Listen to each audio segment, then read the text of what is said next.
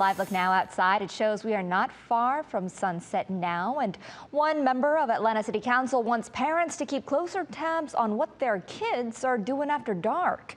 Recent violence among our city's youth has renewed the curfew debate, and now a new ordinance up for discussion would change how the city holds parents accountable for kids after curfew.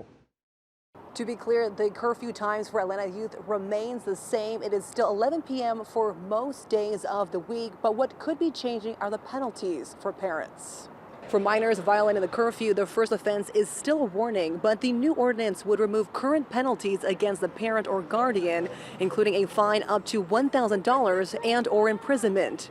The new legislation instead says parents can be sentenced to probation after multiple violations of the city's youth curfew. As a special condition of that probation, the sentencing court would require the parent or guardian to take certain educational classes concerning the particular circumstances of the child being out of compliance with the curfew ordinance. The discussion about the city's curfew resurfaced after someone shot and killed 16-year-old Breasia Powell at a graduation party outside Benjamin E. Mays High School about 2 weeks ago.